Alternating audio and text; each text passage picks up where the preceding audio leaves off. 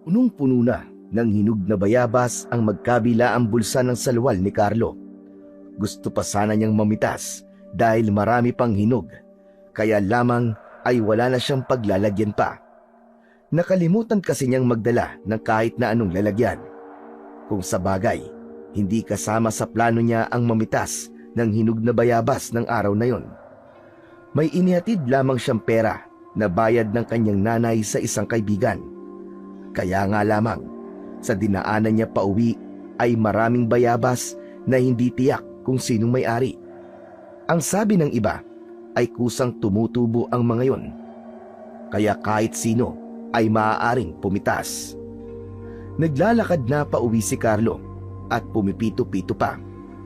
Masaya siya dahil marami-rami ang hinog na bayabas na nasa magkabilaan niyang bulsa. Habang naglalakad ay pakiramdam niya ay may nakasunod sa kanya. Kinabahan ng bata, lalo na't naging bali-balita ang pagkakaroon ng aswang sa kanilang baryo. Yun kasi ang kumakalat na usapan.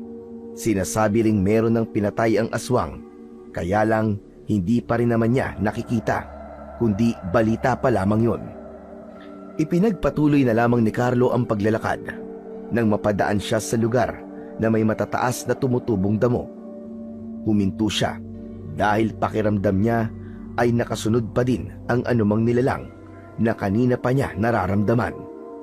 Lumingon siya, subalit wala naman siyang nakita. Wala naman ah. Baka guni-guni ko lamang yun. Itutuloy ko na nga lang ang paglalakad ko at baka kanina pa ako hinihintay ng inay ko. Ipagpapatuloy na sana ni Carlo ang paglalakad nang biglang may sumulpot sa kanyang harapan at napasigaw siya sa takot. Ah! Aswang! Sa tindi ng gulat at takot na naramdaman ni Carlo ay hinimatay ang bata. Kaya naman, gano'n na lamang ang labis sa pag-aalala ng nilalang na nanakot at ng gulat kay Carlo. Siya ay si Myong, ang kaibigan ni Carlo. Uy! Carlo! Gising! Carlo! Joke lang yun! Ano ka ba? Joke lang yun! Hindi malaman ni Myong ang gagawin dahil hindi pa rin nagkakamalay ang kaibigan. Tinapik-tapik niya ito pero ayaw pa rin magkamalay. Naisip ni Myong na may dala nga pala siyang tubig na inumin na nasa plastic bottle. Binasa niya ng tubig ang kanyang kamay, saka ipinunas ang kamay sa mukha ng kaibigan. Saglit lang ay nagkamalay na ito. Salamat! May malay ka na! Myong, ano ka ba naman? Ikaw ba yung sumusunod sa akin kanina pa? Oo. Bilis mo kasi. Ang bilis mo maglakad eh. Pero grabe ka, ginulat mo ko. Nakakasama ka naman ng loob. Ako nga ang dapat sumama ang loob sa'yo eh. Paano? Tinawag mo man naman akong aswang? Paano hindi kita tatawaging aswang? Tinakot mo ko. Bigla ka na lamang sumusulpot. Eh kasi nga, ang bilis pa lumakad. Hindi kita maabutan eh. Dapat tinawag mo man lang ang pangalan ko. Ikaw talaga, oo. Siguro talagang plano mo akong gulatin, oh. Umamin ka, Myong. Madalas mo kayang ginagawa yun sa akin. Napangiti na lamang si Myong. Alam niyang bistado siya ng kaibigan. Sorry, Carlo ah. Huwag mo nang uulitin yun, Myong, ah. Paano kung di agad kita nakilala at bigla kitang hatawin ng kahoy? O kaya naman atakihin ako sa puso at matepok ako. Eh di kasalanan mo. Kaya nga, nagsasoli na ako sa'yo eh. Okay, sige. Tatanggapin ko na ang sorry mo.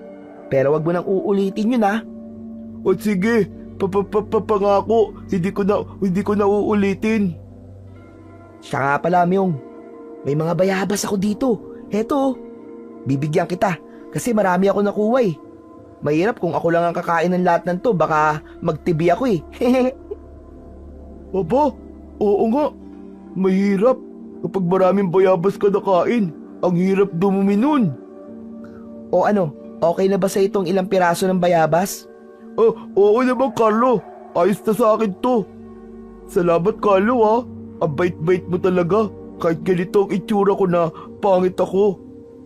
Hindi ka natatakot sa akin at okay lang sa'yo na magkikaibigan ako. Oo naman no, kasi mabait ka.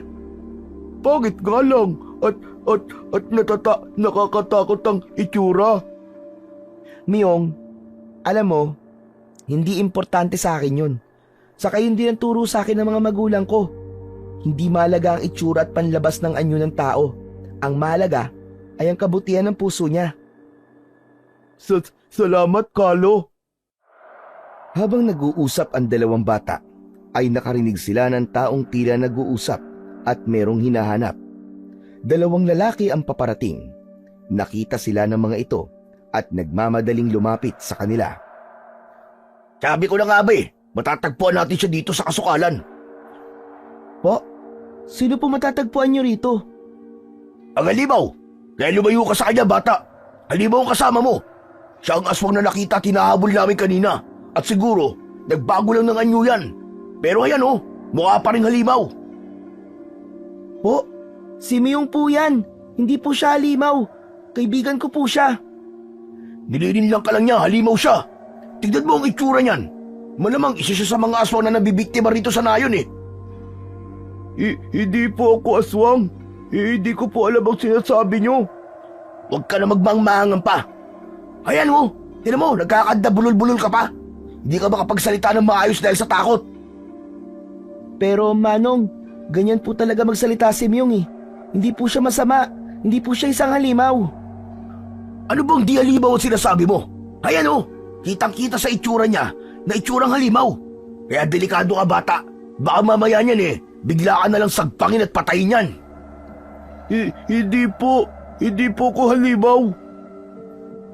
O sige na, huli na ang halimaw na to at dadali natin sa liwasan para ipakita sa mga tao at doon patayin. Sandali po. Huwag niyo pong kukunin si Myong. Maawa po kayo sa kanya. Hinarangan ni Carlo ang lalaking papalapit kay Myong. Ano bang ginagawa mo, bata? Ba't ka umaarang dyan? Umalis ka dyan at baka madamay ka pa. Myong, umalis ka na, bilis! Tumakbo ka na! Agad namang tumakbo si Myong. Buong tulin ang pagkaripas niya ng takbo, papalayo sa dalawang lalaki. Bago pa nakasunod ang dalawang lalaki, ay naiharang na ni Carlo ang kanyang mga paa. Kaya napatid ang mga ito at nadapa. Masama ang pagkakadapa ng dalawang lalaki, kaya hindi agad sila nakatayo. Hindi na nakasunod pa ang mga ito. Mabilis na rin tumakbo papalayo si Carlo. Dahil mabilis na nawala ang dalawang bata sa kakahuyan, kaya hindi na nasundan pa sina Carlo at Myong. Nagkita ang dalawang bata sa may burol kung saan sila madalas maglaro. Humahangos ang dalawang bata dahil sa ginawang pagtakbo. Ay, Myong, ayos ka lang ba? Oo. Okay lang ako, Carlo. Salamat Iniligtas mo ako sa kanila. Ang mga lokong yun, gusto pa nilang kunin ka dahil halimaw ka raw. Ikaw daw yung aswang na hinahanap nila. Ang sasama nila. Gusto pa nila akong saktan at patayin. Sila nga tong mga mukhang halimaw dahil sa gusto nilang gawin sa'yo. Salamat talaga sa'yo, Carlo Wala yun, Myong. Magkaibigan tayo, di ba? Kaya ginawa ko yun. Dahil natitiyak na ng dalawang bata na ligtas na sila sa mga lalaking gustong kumuha kay Myong, kaya nagkanya-kanya na sila ng uwi. Umuwi na si Carlo sa kanila dahil nag-aalala na sa kanya ang kanyang nanay. Si Myong naman ay umuwi na rin sa kanyang lola Sufing na tiyak niyang kanina pa naghihintay sa kanya. Ikaw na bata ka. Pinag-alala mo na naman ako. Ikinuwento ni Myong sa kanyang lola Sufing ang nangyari sa kanila ng kaibigang si Carlo. Hindi ba kayo sinaktan ng mga lalaking yon? Hindi po, Lolo. Saka tumakbo po kami. Makasasama talaga ng mga taong yon. Bakit po sila ganun? Sabi nila, mukha daw po akong halimaw. Isa daw po akong aswang. Kaya nga kabilin-bilin ako sa iyong bata ka. Huwag kang pupunta sa kung saan-saan. Kasi nga, maraming tao masasama at mapanghusga. Hindi ka nila maiintindihan na po. Si Carlo po, mabait po siya. Kaibigan ko po siya. Oo nga, iba siyempre si Carlo. Kasi nga tanggap ka niya kung ano ka man at kung anong itsura mo. Pero yung ibang tao, hindi ka nila mauunawaan sa kaibang tingin nila sa'yo. Masama po sila, Lola. Kaya nga, umiiwas din ako sa kanila. Dahil iba rin ang tingin nila sa akin. Iniisip nila salot tayo. At dahilan ng kamalasang nangyayari dito sa kanilang baryo. Lola, natatakot po ko sa kanila. Huwag ka mag-alala, Biyong. Hanggat kasama mo si Lola, walang makikialam sa'yo. Hinding-hindi kita pababayaan na po. Salamat po sa inyo, Lola. Halika ka rito. Kumain na muna tayo at tiyak na gutom ka na. Naganda ko ng paborito mong ulam. Adobo po, Lola? Oo, kaya tiyak ako na marami ka na namang makakain. Nagtungo na sa kusina si Lola Sufing upang maghanda ng pagkain nila ni Myong. Mahal na mahal ng matandang babae ang kanyang apo. Kahit pa kinatatakutan at iniiwasan ito ng ibang tao o halos isumpa dahil sa itsura na luwa ang mga mata. Malaki ang tenga at sira-sira ang ngipin na talagang katatakutan ng kahit na sinong unang makakakita rito. Pero ang pagmamahal dito ni Lola Sufing ay hinding-hindi matatawaran. Anak ni Belinda si Myong. Siya ang nag-iisang anak ni Lola Sufing. Inilihim nito ang pagbubuntis dahil natakot itong magalit ang ina. Kaya ang ginawa nito, uminom ng iba't ibang gamot kasama na ang mga pinakuluang ugat ng halaman para makunan at mawala ang ipinagbubuntis nito. Yun nga lang ay hindi yun ang naging epekto. Kaya ipinagtapat na lang ni Belinda sa kanyang ina. Natanggap naman ni Lola Sufing ang kapalaran ng kanyang anak. Isinilang ni Belinda ang kanyang anak, kaya lamang namatay siya pagkatapos na magsilang. Dahil sa pangyayaring yon, ay tanging si Lola Sufing ang nagtaguyod sa apo. Subalit, pilit niyang inilayo sa mga tao, kaya pinili niyang manirahan sa lugar na malayo sa karamihan.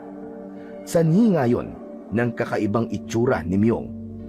Gayunpaman, ay lumaki itong isang mabait na bata. Nabubuhay ang maglola sa pamamagitan ng pagtatanim ni Lola Sufing at ipinagbibili yon sa merkado. Maagang umalis ng kanyang kubo kinabukasan ang matandang babae. Dala niya ang mga gulay na napitas sa kanyang mga tanim. Iniwan niyang natutulog pa si Myong. Ang pagkain ng bata ay nakahanda na sa lamesa. Ganun ang lagi niyang ginagawa kapag meron siyang pupuntahan. Madalang din kasi niyang isama sa mga lakad ng apo dahil nag-aalala siyang katakutan ng mga batang makakakita rito. Makakarinig lang din ito ng panglalait at pamimintas mula sa ibang tao. Ayaw niyang masaktan ang damdamin ng kanyang minamahal na apo. Nang magising si Myong, ay tinungo nito ang mesa. Kumain ito at maya-maya lang ay lalabas siya ng bahay. Makikipagkita siya sa kanyang kaibigang si Carlo, ang tangi niyang kaibigan na hindi nanghuhusga sa kanya. Masayang patungo si Myong sa bahay ng kanyang kaibigan nang sa paglalakad niya ay may mga tao siyang nakita. Hindi batid ni Myong kung saan galing ang mga ito. Nakita siya ng ilan sa mga taong naglalakad. Nagulat ang mga ito nang makita siya. Dinig na dinig niya ang sigaw ng mga ito. Tinawag siyang nakakatakot na halimaw. Tumatakbo ang mga ito patungo sa kanya. May hawak na sanga ng kahoy. Walang nagawa si Myong kundi ang tumakbo upang hindi siya abutan ng mga taong umahabol sa kanya. Mabilis siyang tumakbo na walang direksyon ang pupuntahan. Ang kailangan lamang niya ay makapagtago at iligtas ang sarili sa panganib na hatid ng mga humahabol sa kanya. Sa pagmamadali ni Myong ay nasabid ang kanyang paa sa sanga ng kahoy na nakaharang at hindi niya yon napansin. Nadapa siya at sumubsob ang muka sa damuhan. Nagmamadali naman siyang pinuntahan ng mga taong humahabol at hinataw nila ang bata. Aray ko! Tama na po! Tama na po! Bakit niyo po ko sinasaktan?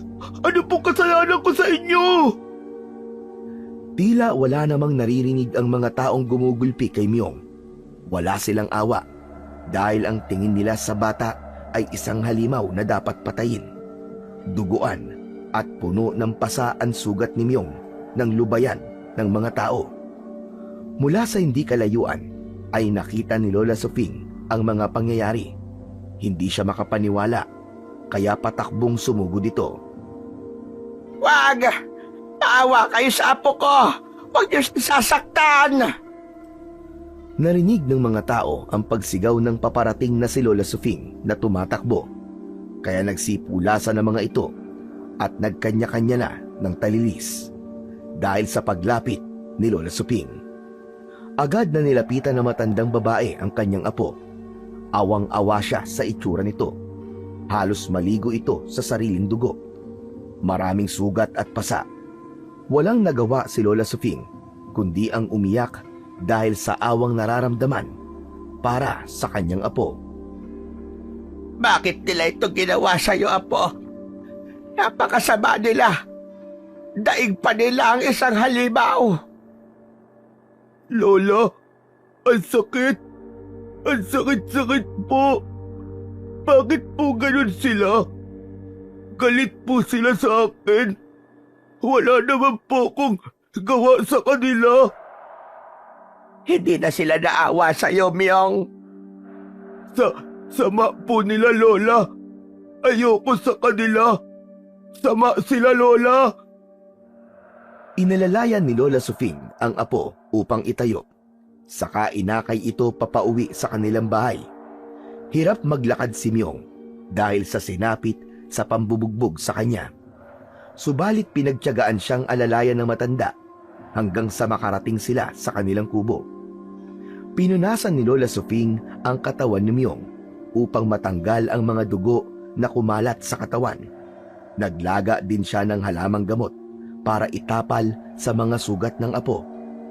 Habang ginagamot niya ang apo, ay ganun na lamang ang paghihirap ng kanyang kalooban. Hindi dapat dinaranas ng apo niya ang ganong kalupitan. Walang kasalanan si Myong para danasin ang ganoong bagay. Hindi niya kasalanan kung isinilang man siya nakakaiba ang kanyang itsura. Hindi niya yon ginusto. Kinabukasan ay pumasyal si Carlo sa bahay ng kaibigan. Nakita nito si Myong na may balot na tela ang ulo, maging ang braso.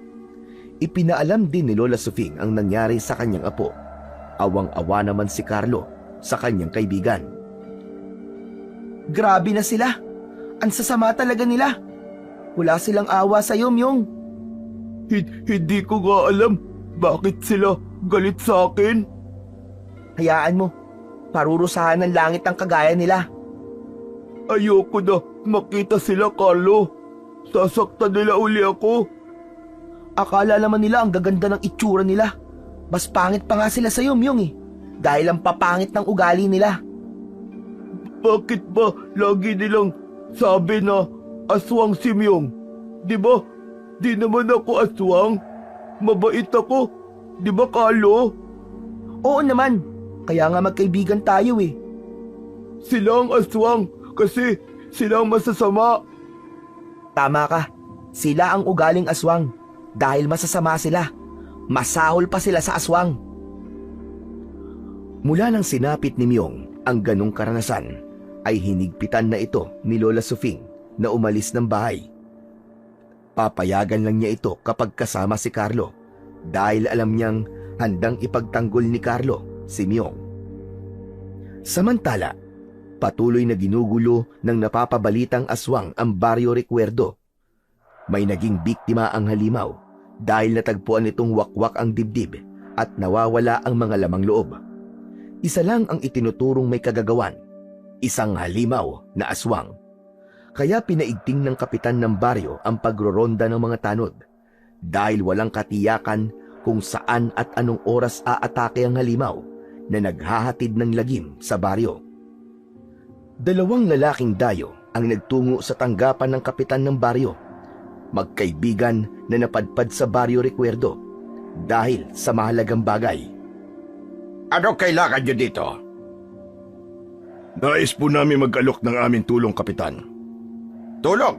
Anong tulong naman yon? Nalaban kasi namin na nililigalig daw kayo ng aswang. Yan na nga malaking problema ko ngayon. Dahil meron na nga naging biktima nitong nakaraang gabi lamang. Pero wala pang nakikita o nauhuli ang mga tanod na nagroronda. Posibleng alam ng mga aswang ang bawat galaw nyo. Hindi ko alam. Pero sino ba kayo? Saka ano ba itutulog nyo? Kapitan, ako po si Hidalgo. Ako naman po si Emil. At your service, Kapitan. Hindi sa pagyayabang mga manunugis kami dalawa. Ano ka ba? Manunugis ng aswang? Correct, Kapitan. At nais namin makatulong sa problema nyo. Pero wala kami maibabayad sa inyo. Hindi kami humihingi ng bayad, kundi misyon namin ang tumulong. Saka meron kaming negosyong itatayo sa baryo nyo.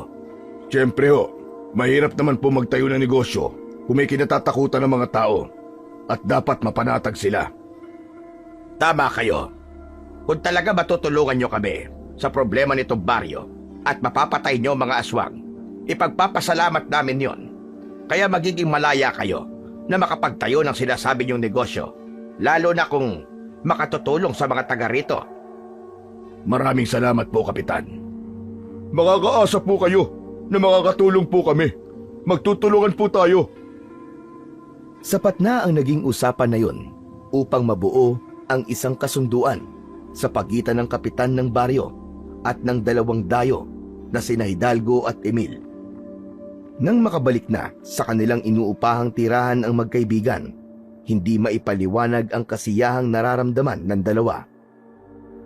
Madali naman palang kausap ang kapitan dito. Dahil nga umaasa sila na matutulungan natin sila sa kanilang problema. Kung sa bagay, kaya hindi natin sila dapat biguin. Hahanapin natin ang aswang na sinasabi nila. Emil, dating gawi tayo. Alam mo na yun. Kinabukasan ay naglakad-lakad ang magkaibigan. Nagtanong-tanong sa mga taong naninirahan sa baryo. Nakibalita kaugnay sa umaataking aswang. Hanggang sa makakuha sila ng impormasyon. Sapat na siguro nalaman natin. Madali natin magagawa ng paraan to. Kailangan maipakita natin kay Kapitan na seryoso tayong tulungan sila at makita natin ang aswang. Nakikita mo ba matandang babaeng yun, Hidalgo? Oh, bakit? Siya ang aswang. Dahil nararamdaman mo, ganun ba? Nagkatawanan ang magkaibigan dahil kapwa sila nagkakaintindihan sa kanilang binabalak. Kaya sinundan nila ang matandang babae na kanilang nakita. Mukhang nakalata na siya sa pinag-uusapan natin ni Emil. Oo nga no, pero gaya na sabi ko sa'yo, siya ang aswang. Ang babaeng nakita ng magkaibigang Hidalgo at Emil ay walang iba kundi si Lola Sufing. Galing siya noon sa paglalako ng panindang gulay nang makita siya ng dalawang lalaki. Nakaramdam si Lola Sufing na iba ang tingin sa kanya ng mga ito. Kaya nagmadali siyang lumakad upang umuwi na. Sinusundan ako ng mga lalaking ito. Bakit nila ako sinusundan? Ano kailangan nila sa akin? Nagpatuloy sa pagsunod ang dalawang dayo sa nagmamadaling si Lola Sufing. Abot-abot naman ang kaba ng matanda dahil hindi pa rin niya maintindihan kung bakit siya sinusundan ng mga ito. Naku po, bibilisan ko na lamang ang aking paglalakad. Kailangan mailigaw ko mga walang hiyang ito. Nang bilisan ni Lola Sufing ang paglalakad, ay binilisan din ni Hidalgo at Emil ang pagsunod. Hindi na nila inalis ang kanilang paningin sa matandang babae hanggang sa maramdaman na lamang ni Lola Sufing na tila wala nang sumusunod sa kanya. Salamat sa Diyos at wala na sila. Nailigaw ko na siguro. Mabuti naman at tinantanan na nila ako. Sinikap ni Lola Sufing na maging palagay na ang loob dahil wala na ang sumusunod. Hanggang sa makarating sa kanyang kubong tirahan, inabutan niya roon ang apong si Myong. Naghihintay sa labas ng kubo ang apo nang dumating si Lola Sufing. Hindi pa maayos ang kalagayan nito. Masakit pa rin ang katawan, sanhi ng natamong pambubugbog. Napansin ni Myong na tila balisa ang kanyang lola na nagpapalinga-linga pa. May nangyari po ba sa inyo, Lola? Wala naman na po. Para po kasi kayong nababahala eh. May sumusunod po ba sa inyo? Ang totoo, Apo, kanina meron. Pero nailigaw ko na. Hindi na nila ako sinundan. Bakit po? Bakit po kayo sinusundan, Lola? Hindi ko rin alam, Myong. Pero wag na natin sila pag-usapan. Ay siya nga pala, may dala akong kakanin na paborito mo. Sumang magkayakap na may sausawa na matamis. Halika, pumasok tayo sa loob ng kubo at kainin mo na ito. Pumasok na sa loob ang maglola para makain na rin ni Myong ang pasalubong ng kanyang lola. Samantala, lingid kay Lola Sufing ay lihim pala siyang sinundan ng dalawang lalaki hanggang sa kubo nito. Hindi sila nailigaw ng matandang babae, kundi sadyang nagtago ang mga ito upang hindi makita ang ginawa nilang pagsunod. Dito nga siya naninirahan sa kakahuyan, malayo sa mga kabayan. At nakita mo ang kasama niya, isang batang lalaki. Siguro apo niya. Ang pangit ng itsura ng bata, nakakatakot. Mukhang aswang, di ba? Kaya nga sabi ko sa'yo, Hidalgo aswang sila. Sa pagbabalik natin kay Kapitan, masasabi na natin na nakita na natin ang aswang. Kaya sa susunod ay pagpaplanuhan natin kung paano sila mapapatay. Kaya agad na ipinaalam ng dalawang dayo kay Kapitan ang tungkol sa pagkakadiskubre nila sa sinasabi nilang aswang. Ibig nyo sabihin alam nyo kung saan nakatira ang aswang? Ganun na nga po, Kapitan. Ano ginawa nyo? Wala pa po, dahil hindi rin kami maaaring kumilos ng pabigla-bigla. Kailangan pong pagplanuhan kung ano nararapat sa mga yon. Ano pa nga ba ang nararapat sa mga nilalang na nambibiktima at pumapatay? Di ang patayin din. Tama kayo, Kapitan. Pero di kaya mas mainam yung pahihirapan muna natin sila bago patayin. Oo nga, Kapitan. Para mas maramdaman nilang sakit bago sila tuluyang mamatay. Kayo ang bahala. Ang importante sa akin ay magkaroon ng katahimikan ng baryong ito. Ayaw ng pakialaman ng Kapitan kung ano ba ang pinaplano ni Hidalgo at Emil sa sinasabi nilang mga aswang, na yun nga ay ang maglolang Sufing at Myong. Subalit may nabuo ng plano ang magkaibigan. Nang sumunod na gabi ay muling naligalig ang Baryo Recuerdo dahil pagkagat ng dilim ay agad na umatake ang mga aswang. Nakita ng mga barangay tanod ang naging pagsalakay ng mga ito. May isang pamilya na nilooban ang aswang. Isa sa miyembro ng pamilya ang napatay. Galit na hinabol ng mga tanod ang papatakas na aswang. Patungo sa kakahuyan ang mga ito. Subalit hindi tumigil ang mga humahabol na tanod. Sinundan nila ang mga aswang. Paikot-ikot sa mga kakahuyan, napilit inililigaw ng dalawang aswang ang mga tanod na humahabol. Hanggang sa makarating sa gitna ng kakahuyan ang mga tanod, kung saan nakatirik ang kubo ni Lola Sufing at Myong. Mga kasama, sa lugar na to na wala hinahabol nating aswang. Kaya sigurado ako, ang bahay na yan, na nasisikatan ng buwan, ang bahay ng mga halimaw. Sumang-ayon ang iba pang tanod na humahabol. Iisa lamang ang sigaw ng mga ito.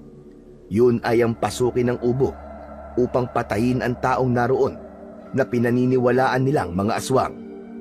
Samantala, mula sa loob ng kubo ay narinig ni Lola Sufing ang ingay at yabag ng mga tao.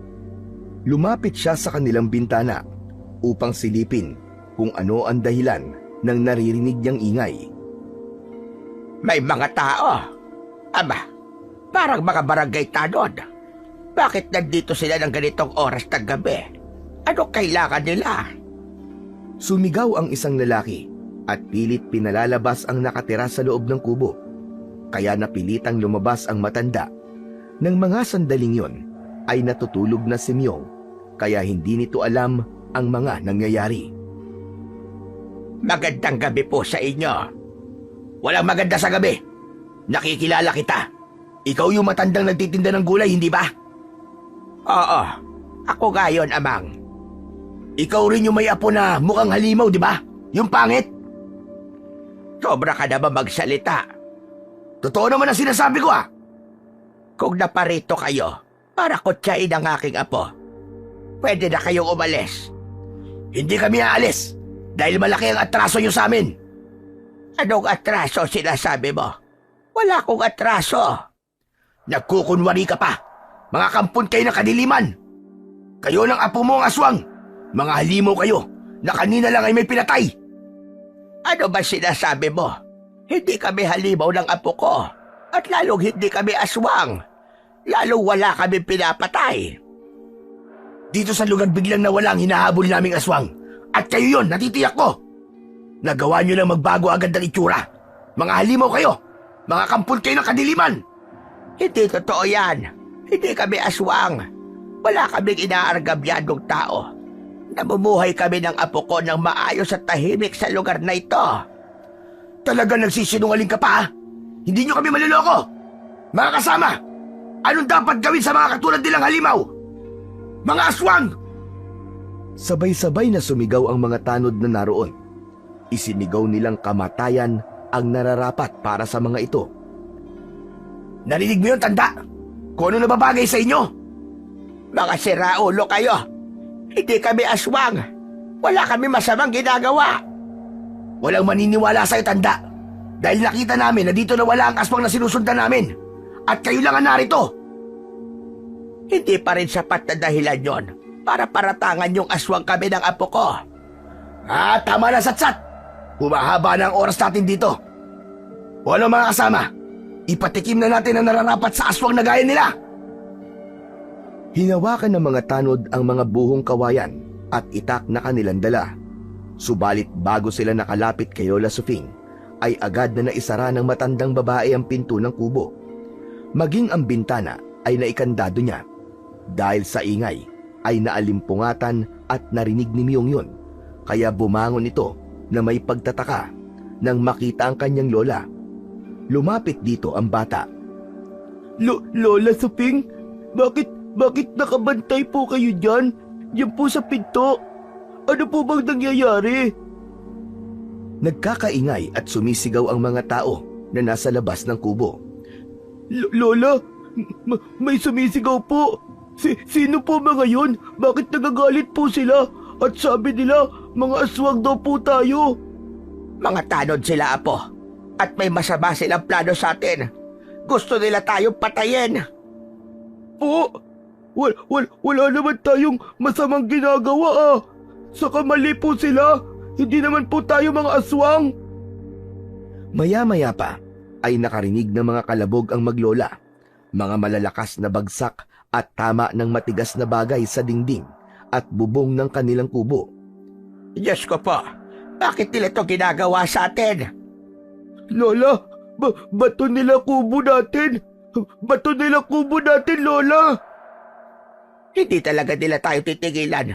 Gusto nila tayo saktan na po. Papatayin nila tayo. Sama talaga nila. Bakit sila ganun sa atin? Gusto mo, Lola? Usap ko sila. Wag po. Hindi. Huwag kang lalabas. Saka hindi sila marunong makinig. Sarado na ang isip nila para pakinggan tayo. Galit sila sa atin kasi mukha ako aswang. Kasi ako pangit. Kapag pangit, iisip nila aswang kagad. Yun nga ang pagkakamali nila, apo. Mabilis silang mangusga. Hindi tumigil ang ginagawang pagpukol ng bato sa kubo ng maglola. Dahil hindi ganun katibay ang kubo, kaya ang mga bato ay nakapasok sa loob nito. Hindi yun napansin ni Lola Sufing at tinamaan ang matanda sa kanyang noo. Aray ko! Tinamaan ako ng bato! Lola, tinamaan kayo ng malaking bato. Ang sakit ng ulo ko. Nahihilo ko, apo. Lola, dugo. May dugo kayo, Lola.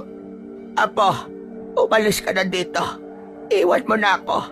para hindi ka na madamay pa sa kasamaan nila. Hindi po, Lola. Hindi ko kayo iwan. Dito lang, Myong. Samahan ko kayo. Apo, huwag na matigas ang ulo mo. Sige na. Umalis ka na, Apo. Iwan mo na ako. Lumabas ka sa likod. Doon ka dumaan. Ayaw. Ayaw, Myong, Lola. Ayaw ko iwan, Lola. Sige na, Apo. Huwag na matigas ang ulo mo. O heto, kunin mo ang kwintas na suot ko. Kunin mo. Kailangan mo ito. Isuot mo ang kwintas. Lola. Lola, di kita iiwan. Sige na, Apo, nakikiusap ako sa'yo. Iwan mo na lang ako. Iligtas mo na ang sarili mo. Ang kwintas, dalin mo, Apo, at pumunta ka sa pusod ng gubat. Sa isang kuweba, may naghihintay sa iyo roon. Naroon ang iyong kaligtasan, Apo. Sige na, iwan mo na ako. Umalis ka na.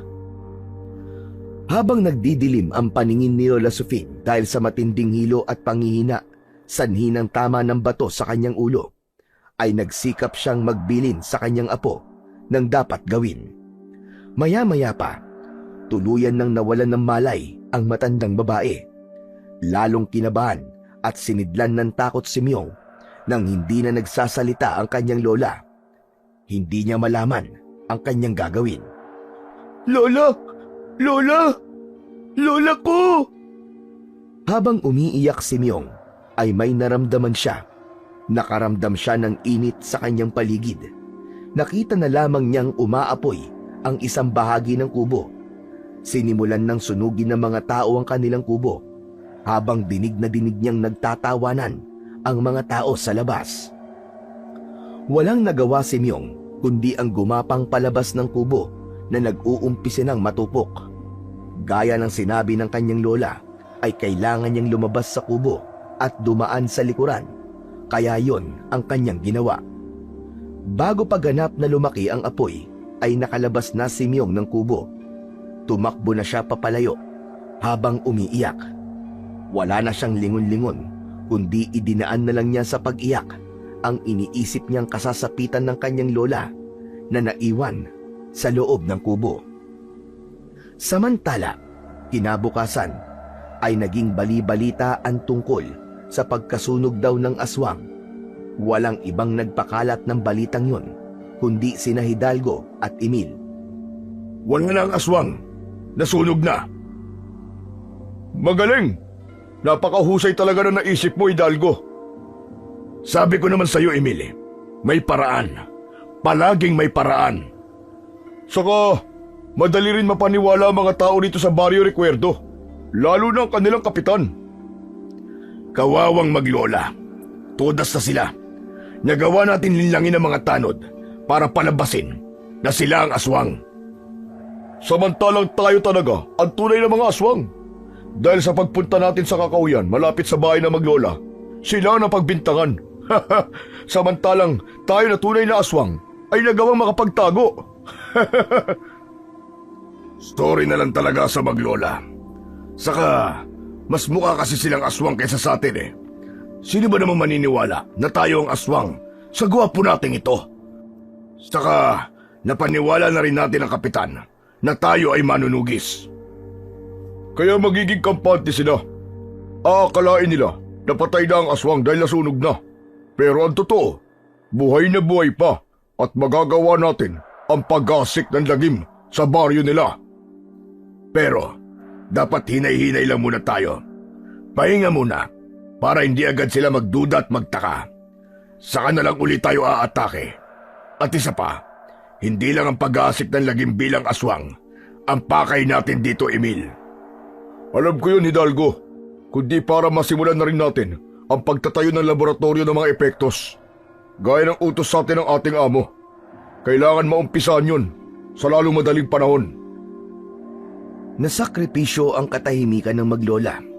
Nasakripisyo rin ang buhay ni Lola Sofing dahil sa masamang plano ng magkaibigang Hidalgo at Emil.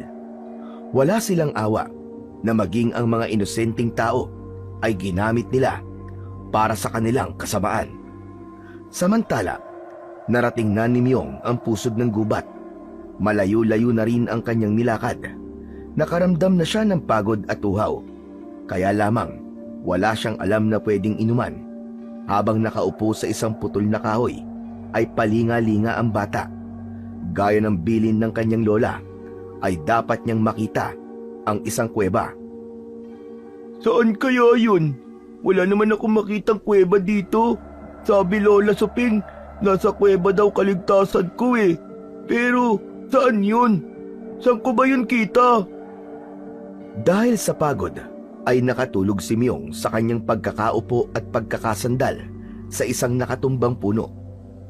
Lubog na ang araw at dapit hapon na nga siya nang magising. Halos isang araw na ang lumipas mula nang iwan niya ang kanilang dating tirahan. Naalala niya ang mga nangyari. May luhang pumatak mula sa kanyang mga mata dahil naisip niya ang kanyang Lola Sufing. Wala man lang siyang nagawa para tulungan itong makalabas sa kubong sinunog ng mga tanod. Alam ni Myong na wala na siyang magagawa pa ng mga oras na yon.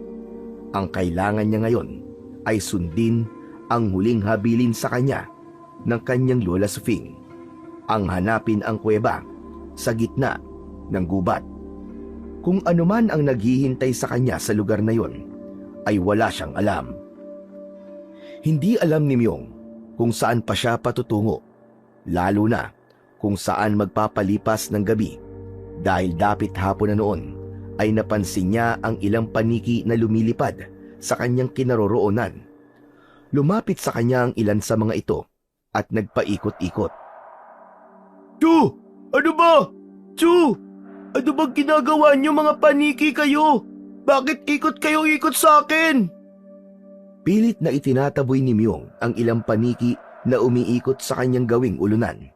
Kaya lang, hindi ito umaalis. Saglit lalayo, subalit muling babalik. Tila ba may gustong sabihin sa bata, subalit hindi yon maintindihan ni Myong. Tumayo si Myong upang mag-inat dahil sumakit ang kanyang likod sa pagkakatulog na nakaupo. Nang makita ng paniki na tumayo ang bata, ay tila nagbigay ng hudyat ang ilang paniki upang sundan sila ng bata. Lipad pa pala yung mga paniki ah. Parang hinihintay ako na sumunod sa kanila. Dahil wala namang katiyakan ang pupuntahan ni Myong, kaya sinubukan niyang sundan ang ilang paniki na lumilipad. Napansin ni Myong na alalay sa paglipad ang mga paniki na tila nagpapahiwatig at sinasabing sundan sila. Kaya sumunod ang bata sa mga lumilipad na hayop. Nagpatuloy siya sa paglalakad hanggang makarating sa isang lugar na nakita niyang mas marami ang lumilipad na paniki. Isinama ako ng mga paniki sa lugar na meron siyang mga kaibigan. Ang dami nila. Hanggang sa napansin ni Myong na grupong lumilipad ang mga paniki papunta sa isang bahagi ng bundok na kinaroroonan niya. Nakita niya na may pinasukan ang mga lumilipad na paniki. Ha? Kuweba? Andito ang kuweba. Tinulungan ako ng mga paniki para mahanap ko kuweba. Tuwang-tuwa si Myong dahil narating niya ang kuweba na sinasabi ng kanyang Lola Sufing. Mga paniki, mababait pala kayo eh. Salamat ha. Salamat sa inyo. Tinulungan niyo Myong para mahanap ang kuweba. Bagamat naroon ang kaba, ay pinasok pa rin ni Myong ang loob ng kuweba. Maraming paniki ang namamahay roon.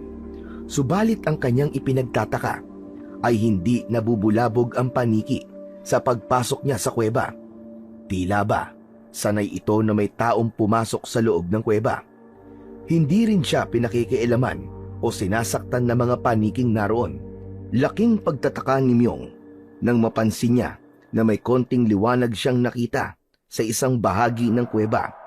Merong tila maliit na lampara ang naroon. Kaya isang bagay lang ang naisip ng bata. May taong naninirahan sa loob ng kuweba na yon. Nasagot ang tanong sa isipan ni Myong nang makarinig siya ng mahinang yabag at boses ng isang tao. Sino ka? Anong ginagawa mo rito? Bahagyang nagulat pa si Myong nang marinig niya ang boses ng isang matandang lalaki mula sa kanyang likuran. Dahan-dahan niyang inikot ang kanyang katawan upang harapin ang matandang lalaki. Magandang araw po. Pasensya na po kung istorbo po kayo. Di ko rin po alam may nakatira pala dito sa loob ng kuweba. Anong pangalan mo, bata? Ako po si Myong. Malaya ka nakapasok dito sa kuweba na hindi ka man lang sinaktan at hindi rin nabulabog ang aking mga alaga. Isa lang ang ibig sabihin nun. May dala kang pamilyar sa kanila. Po? Ano po ibig niyo sabihin, Lolo? Napansin ng matandang lalaki ang suot na kwintas ni Myong. Iyo, bakit may suot kang ganyang kwintas? Sino ka ban talaga? At saan mo nakuha yan? Ito po ba kwintas? Bigay po sa akin to. Bigay po sa akin ng lola ko, si Lola Suping. Lola Suping baka mo? Opo, bigay niya sa akin at sabi niya po, punta daw ako dito gubat. Hanapin ko daw po kuweba.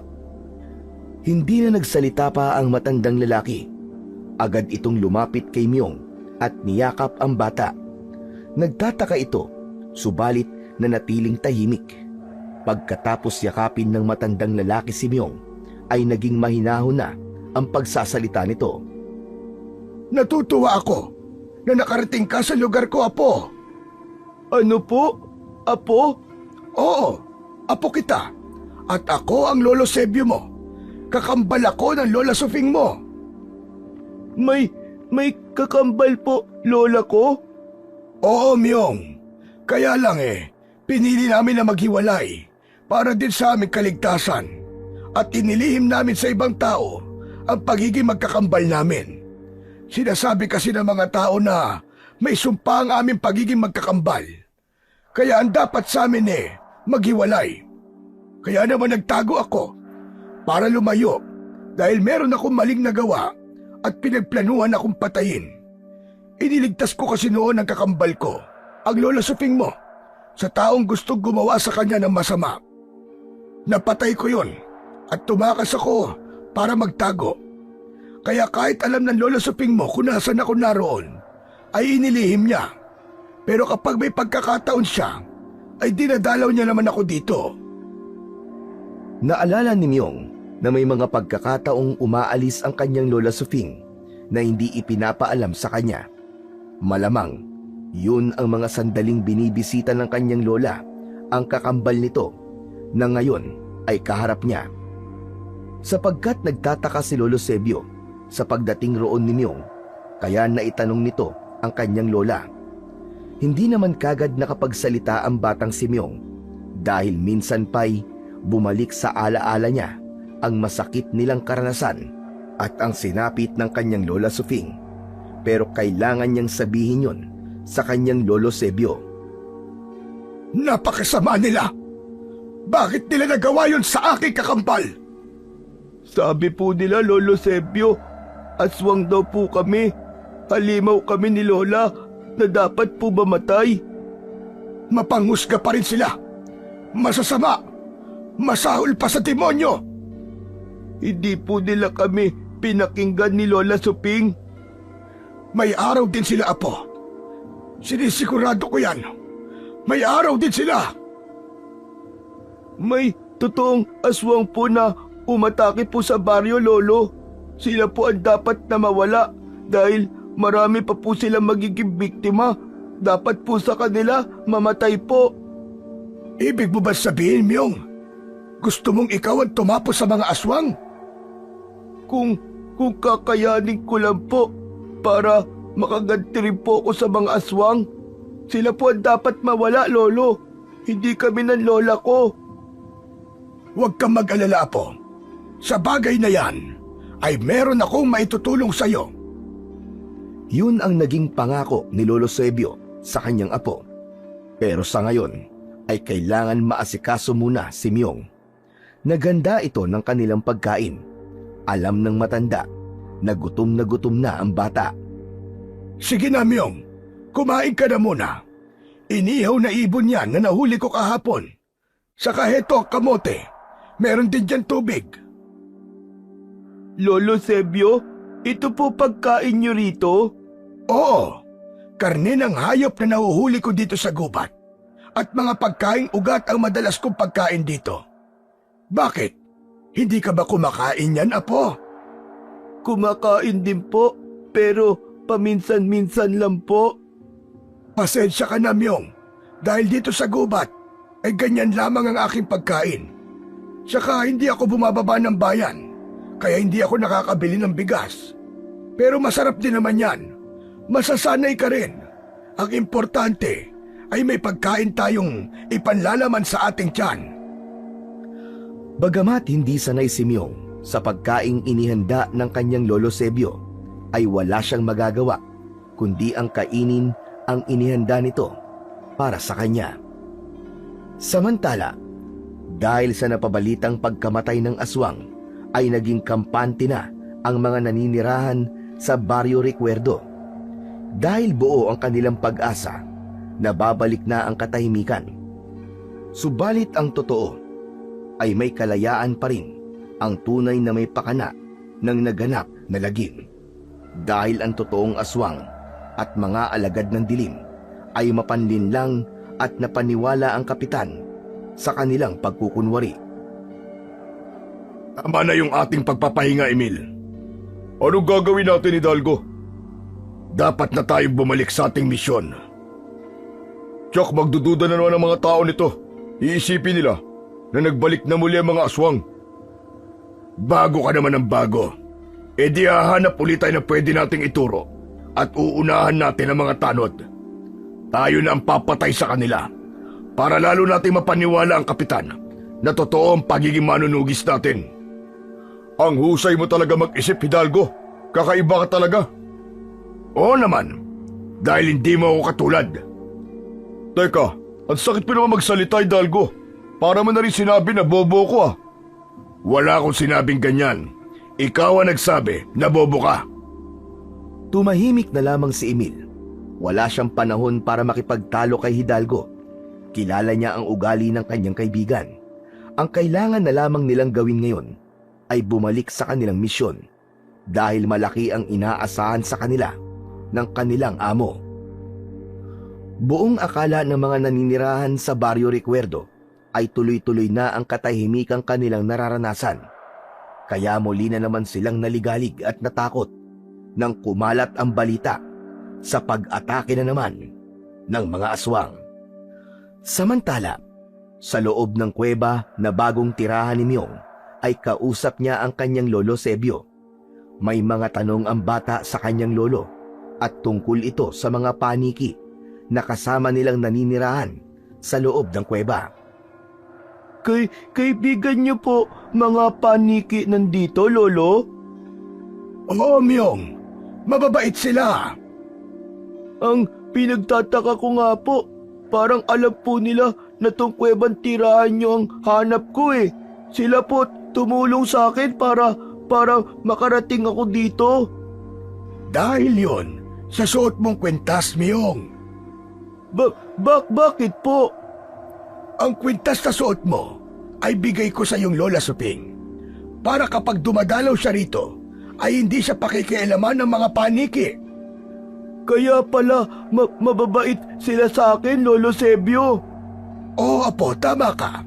Katunayan nga, may kakambal ang suot mong kwintas. Heto yon. Para saan po ang kwintas na yan, Lolo Sebio? Ang palawit ng kwintas na ito ay isang mutya.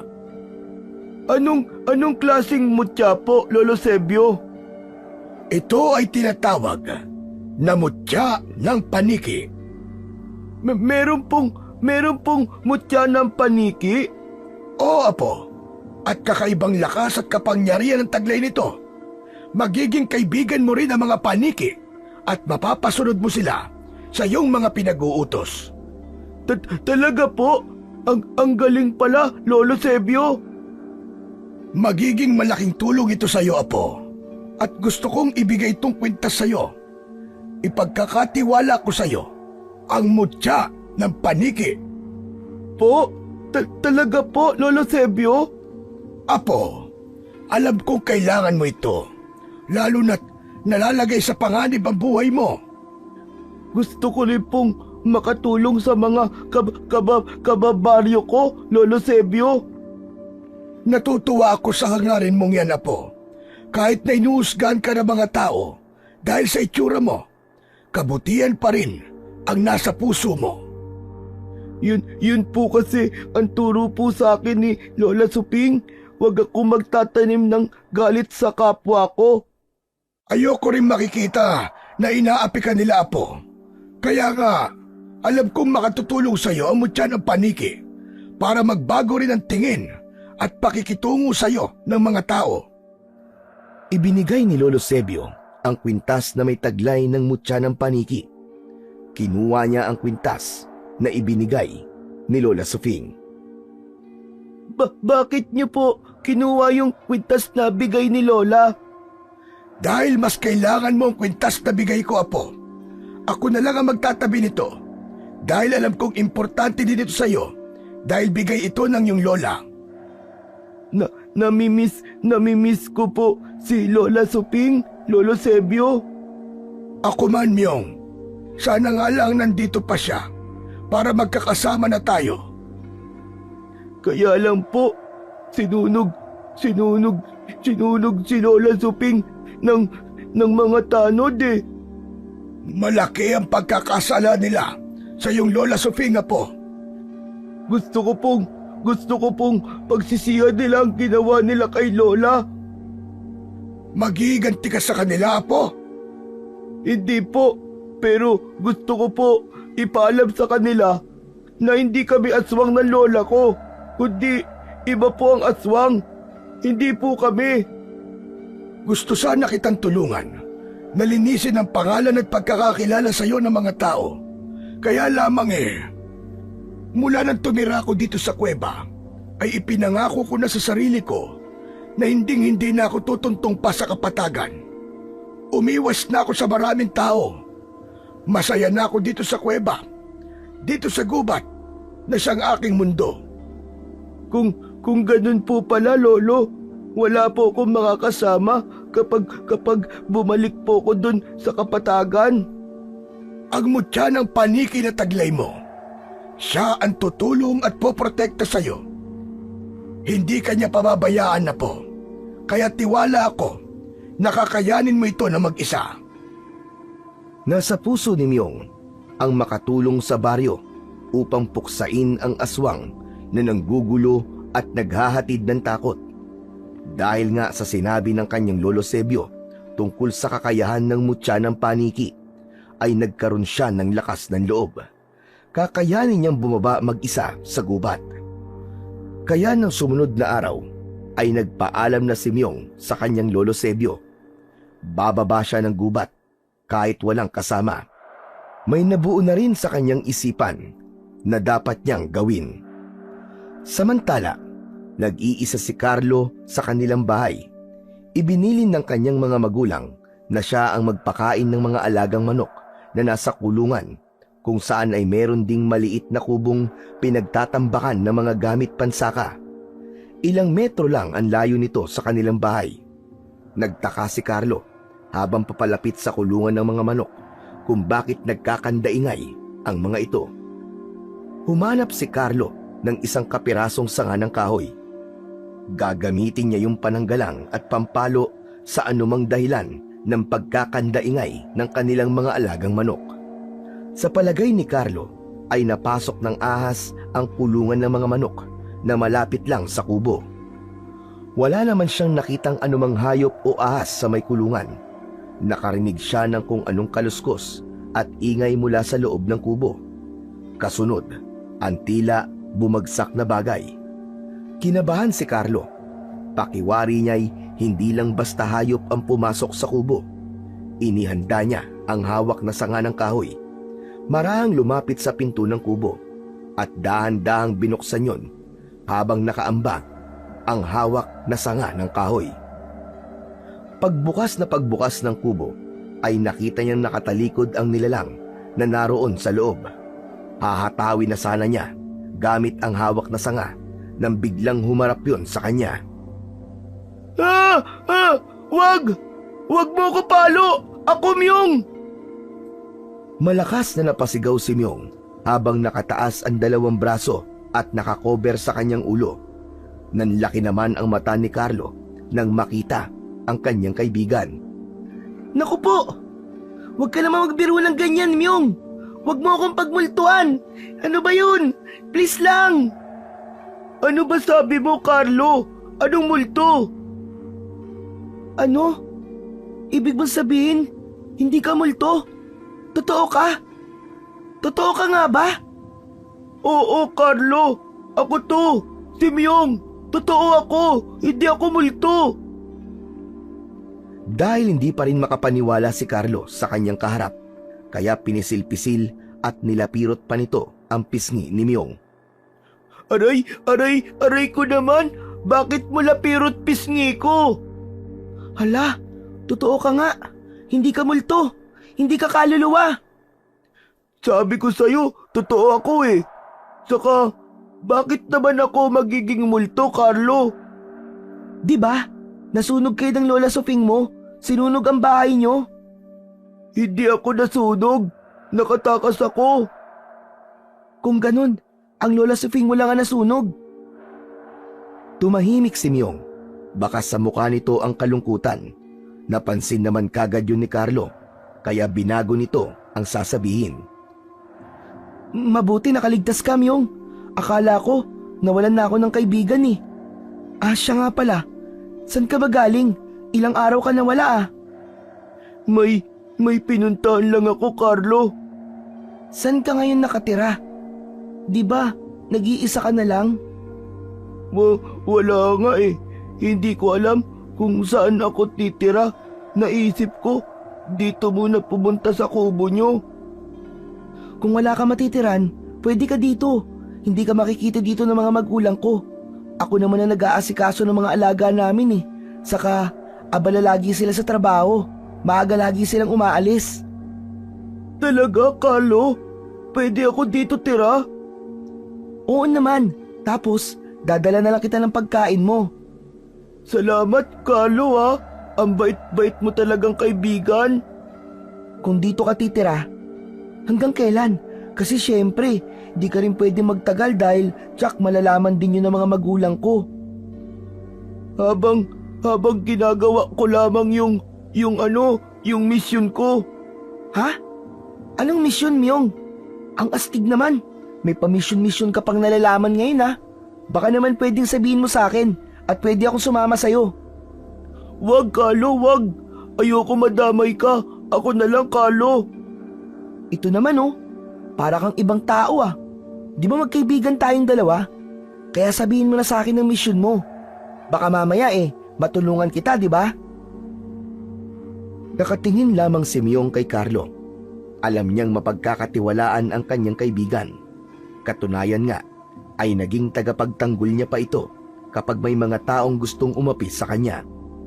Kaya naupo ang dalawa sa mga tambak na gamit pansaka sa loob ng kubo at sinimulang sabihin ni Myong kay Carlo ang kanyang tinutukoy na misyon, maging ang sinapit nila ng kanyang Lola Sofing.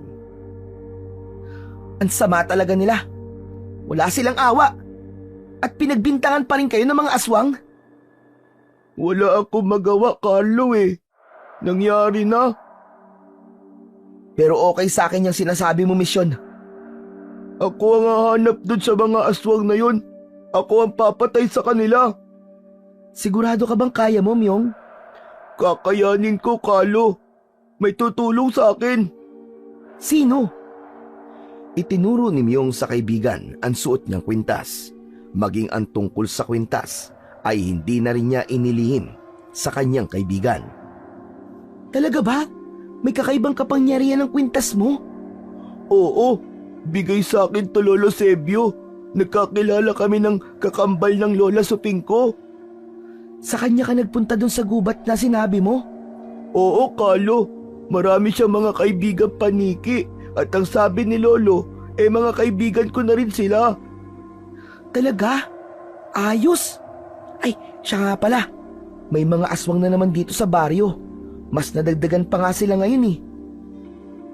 Siguro, naisip na ng mga tao na hindi kami ng lola ko ang aswang kasi nandiyan pa rin yung mga halimaw.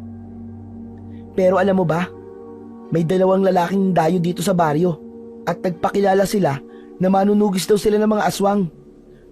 Manunugis? Yung pumapatay ng aswang? Yun ba yun? Oo, Myong, tama ka. Madalas na gumagala-gala sila dito sa baryo. Minsan, kausap ni Kapitan. Pero hindi sila yung sumunog sa kubo. Baka sila ang nagsabi dun sa mga tanod na kayo ni Lola Sufing ang aswang. Sino ba yung mga lalaki na yung, Carlo? Hindi ko rin sila kilala eh. Pero duda talaga ako sa mga yun. Iba ang kutob ko sa kanila. Dahil nga walang ibang matutuluyan si Myong, kaya pansamantala ay doon ito tumuloy sa kubo na malapit sa kulungan ng mga manok ni na Carlo. Gaya ng pangako ni Carlo kay Myong, ay dinadalhan niya ito ng pagkain. Samantala, dahil nga sa muling pagsalakay ng mga aswang sa baryo, kaya kinausap ng kapitan sina Hidalgo at Emil. Sapagkat dati pa ay nagpakilala silang dalawa na sila ay manunugis ng mga aswang. Hindi pa rin sila nauubos. Kaya kailangan namin ng tulong yung dalawa. Gaya na naipangako namin sa inyo, Kapitan. Gagawin namin ang aming ipinangako. Wala talagang kadala-dala mga aswang ah. Marahil gusto nilang gumanti dahil sa nangyari sa kasamahan nila. Ganun na nga yun. Buong akala ko pa naman ay matitigil na lagim dito sa baryo namin dahil wala na maglolang Sufing at Myong na mga aswang pala. Huwag kayong mag-alala, Kapitan. Gagawin namin ang aming makakaya para hulihin at patayin ang iba pang aswang na gumagala dito sa baryo nyo. Minsan pa ay nabilog na naman ng 2 dayo ang ulo ng kapitan. Wala pa rin itong kaalam-alam na ang tunay na aswang na naghasik ng lagim sa baryo ay ang mga taong kanyang nakakausap at nagpapakilalang manunugis. Paano yan, Hidalgo? Ano gagawin natin? Tsak aasahan ni Kapitan ang ipinangako natin sa kanya. Ikaw talaga, oh. Umiral na naman ang kahinaan ng kokote mo, Emil. Ano bang naiisip mo? Gaya ng dati. Ano? Hahanap ulit tayo ng taong sasabihin nating aswang? Natural. At sila ang papatayin natin at sasabihin natin kay Kapitan.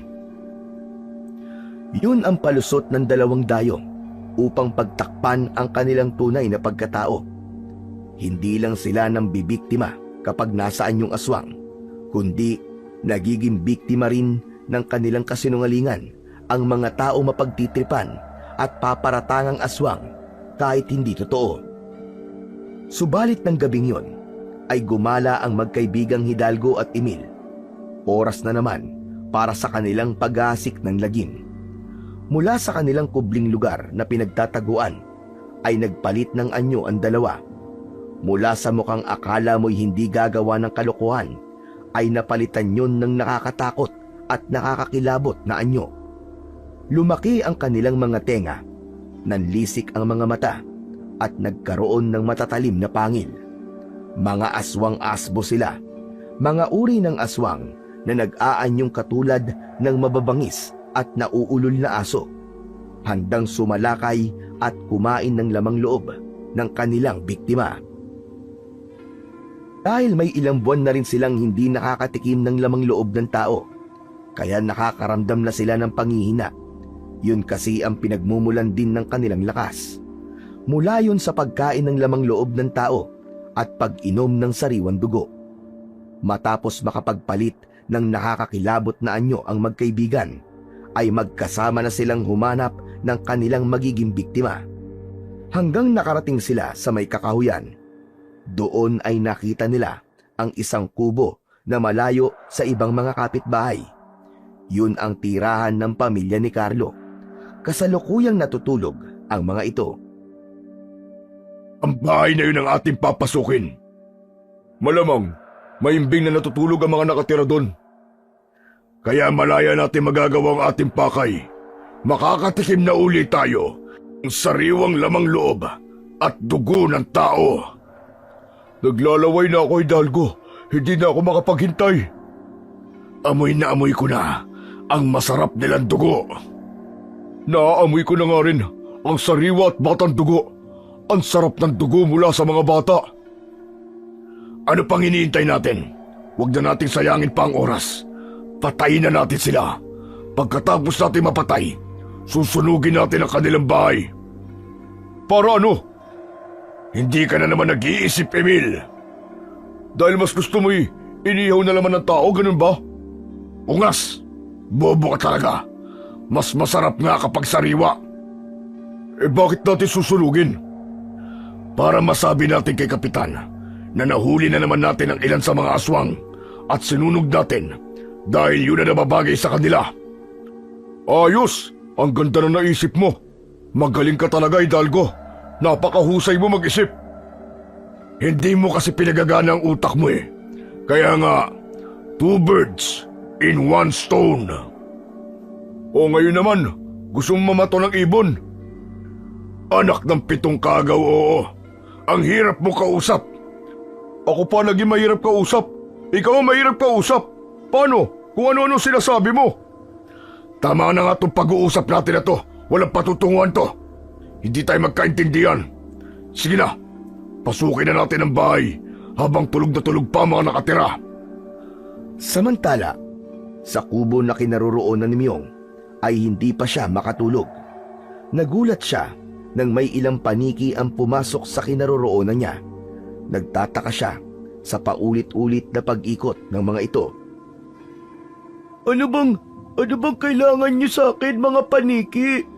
Matutulog na ako. Antok na, Myong eh. Naalala ni Myong na bagong dating pa lang siya sa gubat na may ilang paniki na paulit-ulit na umiikot sa kanyang ulunan. Naisip niya na may gustong sabihin ang mga ito sa kanya. Yun nga lang ay hindi niya naiintindihan kung anong nais ipaalam ng mga yun. Kaya tumayo si Myong mula sa kanyang pagkakaupo. Lumipad papalabas ng kubo ang 2 paniki. Sumunod si Myong sa lumilipad na hayop hanggang sa makalabas sila ng kubo. Subalit nagpatuloy pa rin sa paglipad ang mga paniki na nakasunod lamang si Myong. Teka lang, mga kaibigang paniki.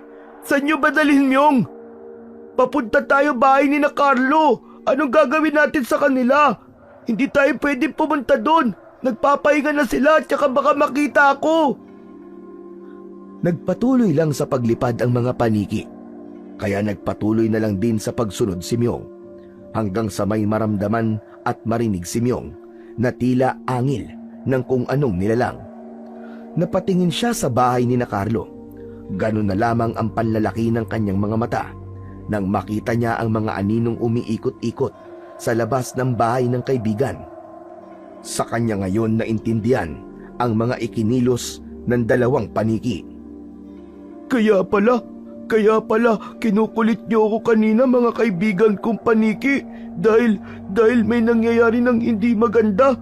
May halimaw na umaaligid sa bahay ni na Carlo. Mga aswang! Saglit na nagtago si Myong sa isang malaking puno upang hindi siya makita ng 2 aswang na nasa harap ng bahay ng kanyang kaibigan. Tama pala, Lolo Sebio. Malaki ang maitutulong sa akin ang suot kong kwintas na may mutya ng paniki. Saka lagi may paniki na nagbabantay at nagiging gabay ko. Natiling paikot-ikot ang 2 halimaw sa labas ng bahay ni na Carlo. Humahanap ito ng paraan upang mapasok ang loob. Nag-isip na naman si Myong ng kanyang dapat gawin kung paano matutulungan at maililigtas ang pamilya ng kaibigan. Wala akong kahit anong armas. Paano ko kaya sila haharapin? May nakitang kaputol na kahoy si Myong. Sa unang tingin pa lang niya sa kahoy, ay batid niyang matigas ang kahoy na yon. Kaya agad niyang dinampot, saka nagbalik sa pinagkukublian. Okay na to. Pagtsatsagaan ko na tong gamitin. Ang aking suot na agimat na lamang ang bahala. Agimat, wag mo akong pababayaan ha. Hinawakan ni Myong ang suot na kwintas na may mutya ng paniki. Buo ang kanyang loob at tiwala na tutulungan siya nun. Naramdaman ni Myong sa pagkakahawak niya sa palawit ng suot na kwintas na tila may buhay at gumalaw yun. Kasunod ay naramdaman niyang may gumapang na kung anong kilabot o kuryente sa kanyang buong katawan patungo sa kanyang mga braso. Naramdaman niya ang enerhiya na tila nagbigay sa kanya ng lakas. Mula sa pinagkukubliang puno ay lumabas na si Myong at tuloy-tuloy na lumakad palapit sa bahay ni Carlo na kinaroroonan ng 2 aswang. Bago paganap na makalapit si Myong ay huminto na ito. Hoy! Mga aswang! Mga pangit na limaw! Ako ang harapin nyo! Halos magkakasabay na napalingon ang 2 aswang na kumukuha ng tiyempo upang makapasok sa loob ng bahay. Nagkatinginan pa ang mga aswang nang makita nila si Myong. Mababakas kay Myong ng pagkakataong yun ang tatag at katapangan. Hindi makikita sa kanya ang pagiging mahina o anumang kakulangang meron siya, kundi isang batang astig at puno ng katapangan ang pinapamalas. Bagay na ipinagtataka naman ng 2 aswang na sina Hidalgo at Emil. Ano? Naduduwag na ba kayo? Mga walang hiya kayo! Dahil sa kagagawan nyo, napahamak ang lola ko! Kaya magbabayad kayo ngayon! Itinaas ni Myong ang kanyang hawak na matigas na kahoy. Yun ang kanyang tanging sandata upang harapin ang mga aswang. Umangil naman ang mga aswang nang makitang pasugod na tumatakbo si Myong na hawak ang matigas na kahoy. Inihanda naman ng mga halimaw ang kanilang mga kamay na may matutulis na kuko, pati na rin ang kanilang mga pangil. Tuloy-tuloy ang pagsugod ni Myong sa mga aswang. Buong lakas niyang inihataw ang hawak na matigas na kahoy sa mukha ng aswang na nasa gawing kanan niya. Tinamaan yon at tumalsik ang dugo. Wari na pisak pa ang isang mata at may mga ngipin na natanggal. Ganon kalakas ang naging paghataw ni Myong sa nasabing aswang. Nabahag ang buntot ng nasaktan na aswang. Napayuko na lamang ito dahil sa matinding sakit na nararamdaman. Kaya agad na dumaluhong ang isa pang aswang upang gumanti sa sinapit ng kasama. Nakita ni Myong ang plano nitong pag-atake, kaya mabilis na kumilos ang bata at agad pinakawalan ang malakas na paghataw sa paa at binti ng halimaw. Tumama ang matigas na kahoy sa isang paa. Nabuwal yun at nahirapang tumayo. Ang tanging nagawa ay umatungal ng malakas na nakabuka ang bibig. Sa pagkakabuka ng bibig ay isinalaksak ni Myong ang hawak na kahoy na bumara sa bunganga ng aswang. Isa pang kahoy ang nakita ni Myong. Dinampot niya ito upang minsan pa'y gamiting pamalo. Naramdaman ng 2 aswang na tagilid sila sa laban na yon, kaya hirap man sa kanilang pagkilos ay pinilit na tumalilis ang mga ito. Tumakbo sa kadiliman sa may kasukalan hanggang sa kainin na sila roon ng kadiliman. Wala na ang mga aswang habang nakamasid si Myong sa lugar kung saan ay nagtungo ang mga kampon ng dilim. Nakaramdam si Myong ng tila may tao sa likod niya. Inihanda niya ang kahoy na hawak upang hatawin ito. Kaya lang, naging maagap ang taong nasa likuran at nahawakan sa braso si Myong. Oh, sadali lang, ako to! Myong, huwag mo akong saktan! Ay, ikaw pala, Carlo. Ginulat mo ko. Hanip ka, Myong. Nakakabilib ka, ang galing mo. Saludo na talaga ako sa'yo. Hanga na talaga ako sa'yo. Idol na kita. Nakita mo ba ang ginawa ko kanina? Oo naman, ang galing mo. Para kang bida sa pelikula. Muntik na nga ako mapapalakpak sa ginawa mo eh. Tingnan mo, napatakbo mo yung 2 kampo ng kadiliman. Ako rin nga, Carlo. Hindi ko rin maintindihan kung paano ko nagawa yun. Di ba sabi mo, binigyan ka ng mutya ng Lolo Sebio mo? Eh, saan pa ba manggagaling ang lakas mo? Eh di doon. Kaya lang, buhay pa rin yung aswang eh. Hindi ko napuruan. Tsak, babalik yun. Pero sa ginawa mo, malamang matatakot na ang mga yun. Wala na yun, hindi na babalik yun. Pero Carlo, sino kaya ang mga yun? Tsak, taga rito rin sila. Yun din ang kutob ko, Myong. Pero nakita mo naman siguro yung mga nagawa mong pinsala sa kanila. Oo nga, Carlo. Dahil sa mga pinsalang natamo nila, malalaman natin kung sino sila. Tumilaok na ang mga alagang manok ni na Carlo. Hudyat na mag-uumaga na. Naku, Myong, mag-uumaga na. Kailangan ko nang bumalik sa bahay. Ako rin, kailangan ko nang bumalik sa tinutuluyan ko. Saka baka magising na mga magulang mo. Makikita nila ako dito. Oo nga, kasi hanggang ngayon, di pa rin nila alam. Pero siguro, dapat ko na rin sabihin sa kanila para wala na maging problema. Saka yung ginawa mong pagliligtas sa amin, sasabihin ko yun sa kanila. Naghiwalay na ang magkaibigan. Bumalik sa loob ng bahay si Carlo at si Myong naman ay bumalik na sa kanyang tinutuluyan na katabi ng kulungan ng mga manok.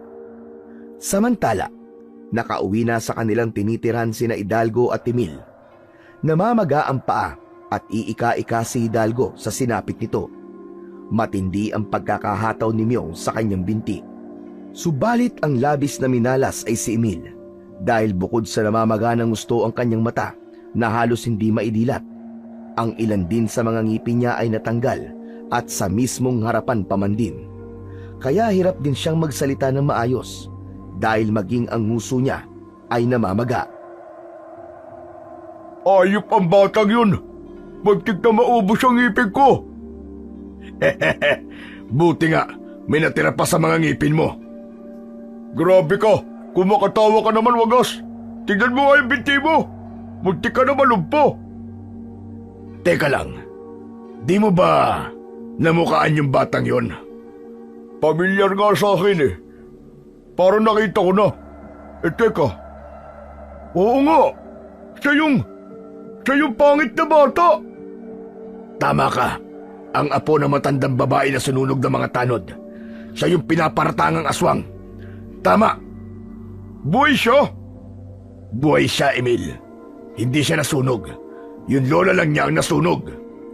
Kaya pala matindi ang galit sa atin. Dahil nga sila ang napagkamalang aswang.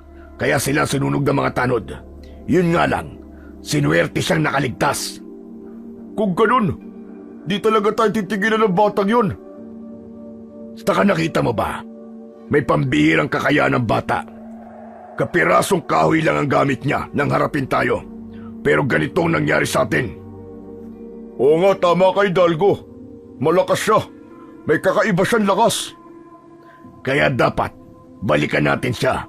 Hindi ako papayag na isang batang kagaya niya lang ang aadlang sa atin. Dapat siyang magbayad. Makikita ng batang yon ang ganti natin sa kanya. Dapat paghandaan natin ang pagharap sa kanya dahil malamang nakaredy lagi ang batang yun. Ganun na nga ang gagawin natin, Emil. At titiyakin natin na may paglalagyan ng batang yon sa muli natin pakikipagharap sa kanya.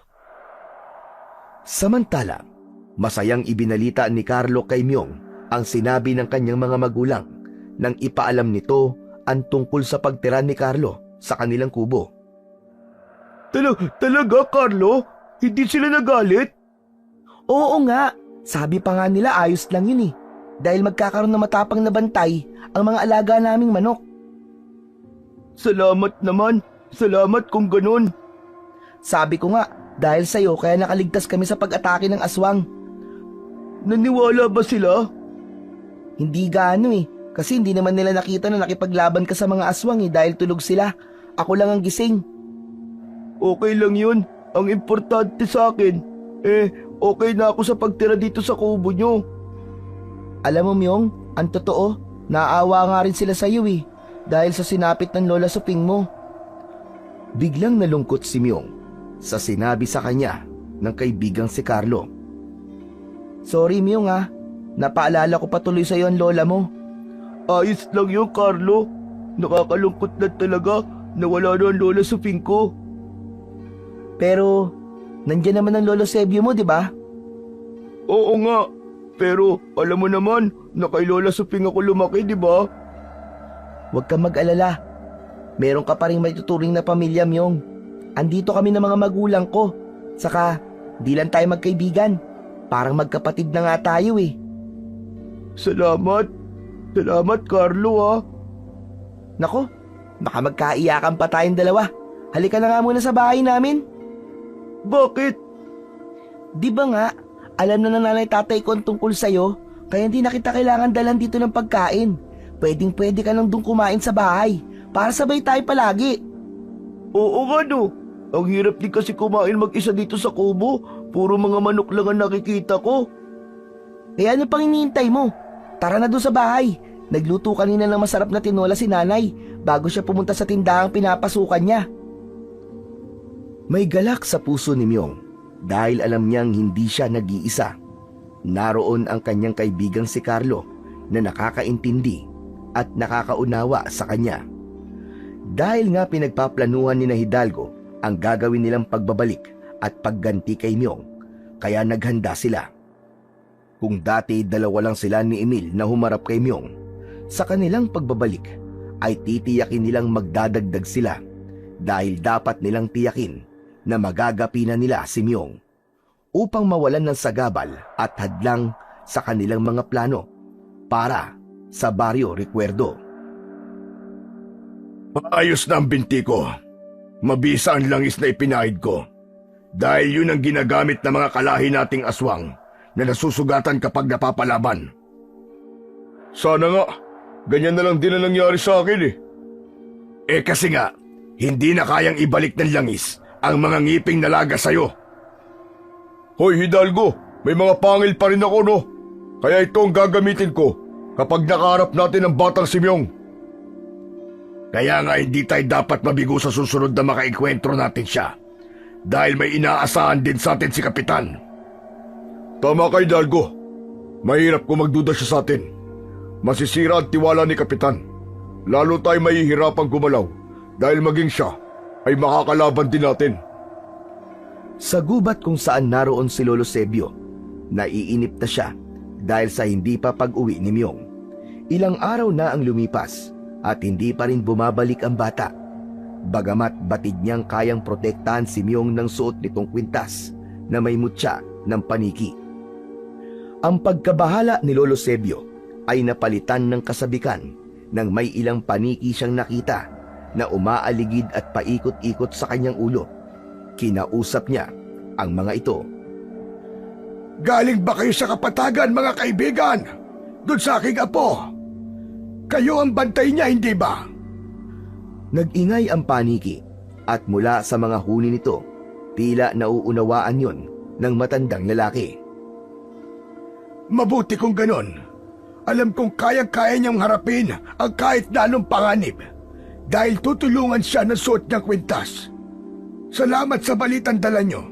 Kaya nauunawaan ko kung hindi pa ako mapupuntahan dito ni Myong. Basta bantayan niyo siya palagi at wag niyo siyang pababayaan. Nag-ingay ang paniking kausap ni Lolo Sebio. Pagpapakita na nauunawaan nito ang sinasabi ng matandang lalaki. Sa tagal na pagtira ng matandang lalaki sa loob ng kuweba, ay nabasa na niya ang kilos at galaw ng mga paniking araw-araw niyang nakakasama. Hanggang sa sumapit na nga ang takdang araw upang muling harapin nina Hidalgo at Emil si Myong. Sa pagkakataong yun, ay nais nilang tuluyang mawala na ang bata. Handang-handa na ako at nangangati na mga kamay ko para iparamdam sa batang yun ang paghiganti ko, Hidalgo. Huwag kang atak, Emil. Hindi tayo pwedeng basta magpadalos-dalos at basta na lang umatake. Marami tayo kumpara sa kanya na nag-iisa lamang. Hindi pa rin natin ganong alam ang iba pa niyang kakayahan. Isang pipitsuging bata lang siya. Naunahan lang niya tayo sa naging enkwentro natin. Hindi na mauulit yun. Samantala, ilang araw nang laging naghahanda at nag-aantabay si Myong sa anumang panganib na pwedeng dumating. Sa bawat gabing lumilipas ay nagbabantay siya. Tinitiyak lamang niya na hindi siya makikita ng mga tanod na nagroronda dahil siguradong pararatangan na naman siyang isang aswang at pagtatangkaang patayin. Samantala, ang tunay na aswang ay napaglalaruan sila at nililinlang. Sabi ko na nga, Abe. Hindi ka pa natutulog, Myong eh. Anong ginagawa mo dito, Carlo? Gabi na. Hindi pa kasi ako inaantok eh. Kaya lumabas ako ng bahay. Delikado, Carlo.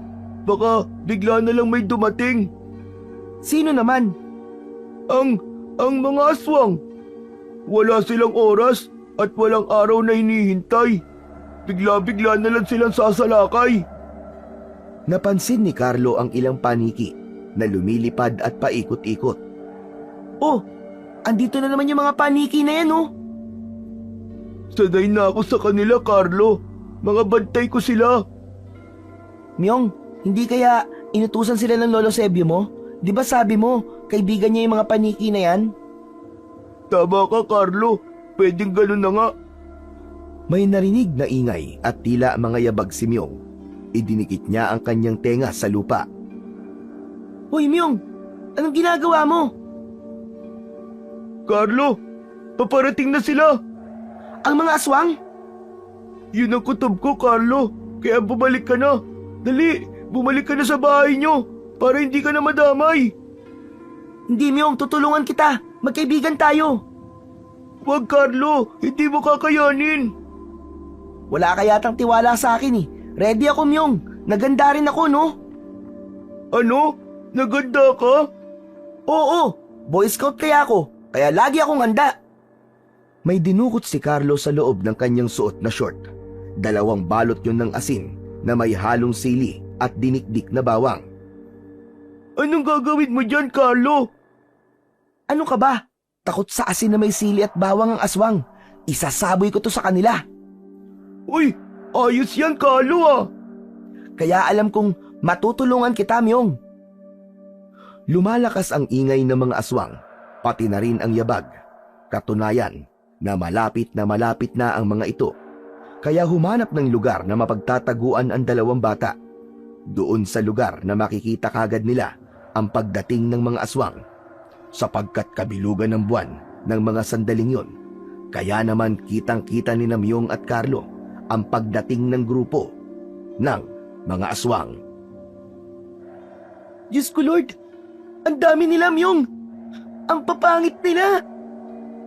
Pinagandaan nilang pag-ataking to, Carlo. Kakayanin kaya natin? Sabi ng Lolo Sebio ko, magtiwala ako sa tulong na ibibigay ng kwintas ko. Teka, ano nga palang sandata mo laban sa kanila? Gaya ng mga nauna ko nang ginamit, kapirasong sanga ng puno, sapat na yun. Kanina ko pa inihanda ang kahoy na gagamitin ko para sa kanila. Pinapabilib mo talaga ako, Myong. Ang astig mo talaga. Pinagmamasdan ng 2 bata ang pagdating ng mga aswang nang bigla na lamang napasigaw si Carlo. Naku! Kinuha niya si Carlo! May isang aswang na humila kay Carlo. Wala silang kamalay-malay na nauna na pala yun at nag-aabang sa likod nila. Hinila nito si Carlo at binitbit. Myong! Tulungan mo ako, Myong! Tulungan mo ako! Papatayin ako ng aswang na to, Myong! Tulungan mo ako! Huwag ka mag-alala, Carlo! Akong bahala! Hindi kita pababayaan! Mabilis na kumilos si Myong. Buong lakas at katapangan na sinugod ng aswang na bumitbit kay Carlo. Paulit-ulit na inihataw at iwinasiwas ang hawak na matigas na sanga ng kahoy. Tinamaan ng aswang na may bitbit kay Carlo. Subalit, hindi pa rin ganap na makakilos si Myong sa pag-aalalang baka ang kanyang kaibigan ang tamaan ng sandatang kahoy. Samantala, habang bitbit si Carlo ng aswang, ay tila nawala sa isip nito ang kanyang plano kanina. Kaya ipinaalala ito ni Myong. Isinigaw sa kaibigan ang tungkol sa ipinakita kaninang asin na nasa bulsa ng salawal. Carlo! Ang asin nasa bulsa mo! Gamitin mo! Dahil sa takot at pagkabahala, ayun ang nakalimutan ni Carlo. Mabuti na lang at pinaalala ni Myong yun. Kaya habang bitbit ng aswang si Carlo, ay pilit na kinuha niya ang asin na nasa kanyang bulsa. Sinira niya ang plastik na kinalalagyan nun. Nakakuha siya ng asin at isinabo yun sa aswang na bumitbit sa kanya. Direkta sa mukha nito. Umatungal ang aswang dahil nasaktan ito sa asin na isinaboy ni Carlos sa kanyang muka. Tila asidong lumikha ng sugat na tila naaagnas sa muka at katawan ng aswang. Paulit-ulit ang ginawang pagsaboy ni Carlos sa aswang hanggang sa nabitawan siya nito. Kaya lamang, halos naroon na rin ang ibang mga aswang na handa nang umatake kay Myong. Halos grupo sila na sabay-sabay na dumaluhong sa bata. Lumiwanag ang kwintas ni Myong at dumali uli ang malakas na enerhiya sa kanyang katawan. Nawala uli ang kanyang kapansanan sa pagsasalita. Buong bilis at liksi naman na hinarap ni Myong ang mga lumalapit na aswang. Kaliwat kanan ang ginawa niyang pag-atake sa mga ito. Subalit hindi naging sapat ang liksi at lakas na meron si Myong para talunin ang mga aswang na nagtutulong-tulong para gapiin siya. Bagamat tinutulungan siya at ginagabayan ng mutya ng paniki, subalit ang kanyang lakas bilang bata ay hindi naging sapat para sa mas mahabang labanan. Unti-unti ay nakaramdam ng panghihina si Myong. Parang di sila nauubos. May mga dumadating pang ibang aswang. Wala ring nagawa si Carlo dahil ang sandatang asin na kanina'y ginagamit niya ay naubos na rin. Kaya nagkubli na lamang ito sa isang lugar. Pinanood ang pakikipaglaban ni Myong sa mga halimaw. Dahil ramdam ni Myong na nangihina na siya, wala siyang ibang makakapitan ng pagkakataong yun kundi ang kanyang suot na kwintas. Hinawakan niya at bumulong ito dito. Bulong na paghingi ng tulong. Pagkaraang bumulong ni Myong ay pinilit niya ang kanyang sarili upang ipagpatuloy ang pakikipaglaban at pagharap sa mga aswang. Habang pinagsisikapan ni Myong na harapin ng mga aswang, ay may kung anong tila ugong siyang narinig. Papalakas ng papalakas ang ugong na yon na tila paparating na buhawi. Napatingala siya sa impapawid. Maliwanag ang buwan, subalit may nakita siya na tila maitim na ulap patungo sa kinaroroonan niya. Ganun na lang ang pagtataka niya na ang tila maitim na ulap ay nakita niyang merong maraming mga mata. Sa kanya na pagtanto na hindi itim na ulap ang dumating, kundi laksa-laksang mga paniki. Yun ang naging sagot sa kanya ng mutya na kanyang binulungan. Ang laksa-laksang paniki ay nagtulong-tulong upang atakihin ang mga aswang. Sinasabing alagad din ng dilim ang mga paniki, subalit ng pagkakataong yun ay inatake nito ang mga aswang. Sa dami ng mga paniki na may matutulis na ngipin na lumusob sa bawat aswang na naroon, ay hindi malaman ng mga ito ang gagawin. Nagwawala at pilit na pinapalis ng mga aswang ang mga paniki na umaatake sa kanila. Lumilikha yun ng maliliit na sugat sa kanilang katawan. Ayaw silang tigilan ng mga paniki hanggat meron silang hininga. Wala ring magawa ang magkaibigang Hidalgo at Emil na hindi makapaniwala na sa mga ngipin lang pala ng laksa-laksang paniki matatapos ang kanilang buhay. Hindi naman makapaniwala si Carlo sa kanyang nakita. Noon lang siya nakasaksi na ganong karaming paniki. Nang matiyak na mga paniki na wala nang gumagalaw na aswang, ay pinagtulungan din nilang dagitin at bitbitin ang mga patay na aswang at inilipad yun papalayo. Hanggang sa ganap nang mawala ang mga paniki na tumulong kay Myong. Grabe yun, Myong. Ang daming paniki nun. Tinulungan nila ako. Mahusay pala mo siya ng paniki na binigay sa'yo ni Lolo Sebio mo. Oo nga. Wala na mga aswang. Naubos na din sila. Sa kuweba na kinaroroonan ni Lolo Sebio, ay nakita niya ang pagbalik doon ng mga paniki na tumulong kay Myong. Salamat sa inyo mga kaibigang paniki. Hindi niyo pinabayaan ang aking apo.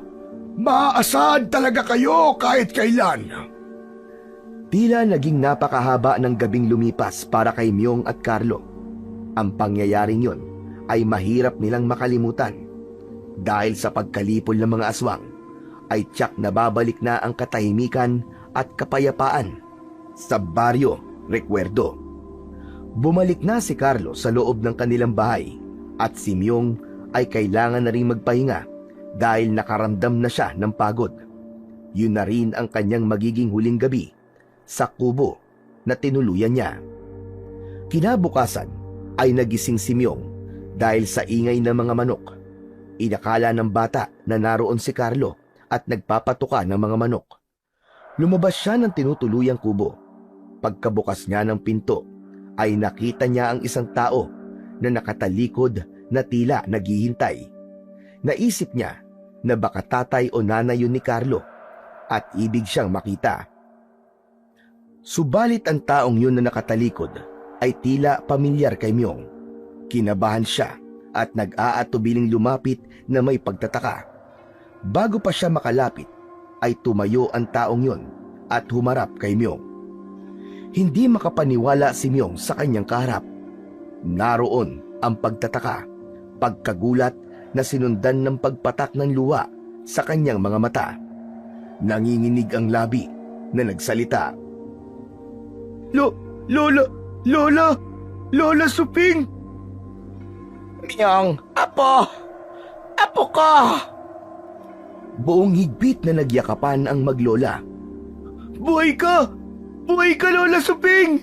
Salamat sa Diyos! Buhay ka, Lola Suping! Oo, apo. Pinalad ako makaligtas sa sunog na yon. Pinilit kong gumapang papalabas ng kubo pag nasusunog. Heto nga, sunog ang aking braso. Pero ang mahalaga ay nakaligtas ako, apo. Pero, bakit ngayon lang po kayo nagpakita, Lola? Dahil nag-ingat ako, apo. Nagtago ako sa isang lugar na hindi ako makikita ng kahit na sino para din sa aking kaligtasan. Hanggang sa malaman ko na narito ka sa bahay ng kaibigan mo, apo. Lola, wala na po mga aswang. Patay na po silang lahat dahil po sa tulong ng mutya ng paniki na binigay po sa akin ng Lolo Sebio. Kaya tama lamang na sinunod mo ang utos ko, apo. Dahil nga may maitutulong sa iyo ang aking kakambal. Lola, hinihintay po niya tayo sa kuweba. Oo, apo. Pupunta tayo doon. Mas gusto kong doon na rin tayo manirahan kasama niya. Payag po ako, Lola Suping, kung doon po natin matatagpuan ng kapayapaan na hinahanap natin. Pero, dahil sa pagtataglay mo ng mutya ng paniki, apo, kailangan mo pa rin ipagpatuloy ang tungkuling nakakabit dyan. Opo, Lola Suping, pero ang nais ko rin po, magkasama-sama po tayo ni na Lolo Sebio. Bago tuluyang umalis ang maglola, ay nagpaalam sila kay Carlo. Hindi ito makapaniwala na buhay pa ang Lola Suping ni Myung. Alam ni Carlo na mapapalayo uli sa kanya ang kanyang kaibigan. Tubalit kung ito ang makakapagpasaya kay Myung, ay magiging masaya na rin siya para dito. Sa pagdating ni na Lola Suping at Myung sa kuweba, ay kanina pa pala naghihintay si Lolo Sebio. Nalaman niya ang pagdating nila dahil sa kaibigang paniki. Masaya si Lolo Sebio na buhay pa ang kanyang kakambal at minsan pa'y magkakasama sila. Doon sa lugar na mahahanap nila ang tunay na katahimikan. Alam nilang magiging ganap ang kanilang kapayapaan at kaligayahan at may paramdam sa isa't isa ang pagmamahal. Sa mundong ito na puno ng ligalig at kaguluhan, wala tayong ibang inaasam kundi mahanap ang katahimikan, ang magkaroon ng kapayapaan sa isipan na malayo sa kaguluhan at kasamaan. Bagamat ang totoo'y mahirap itong masumpungan, pero umaasa na isang araw, ito ay ating matatagpuan.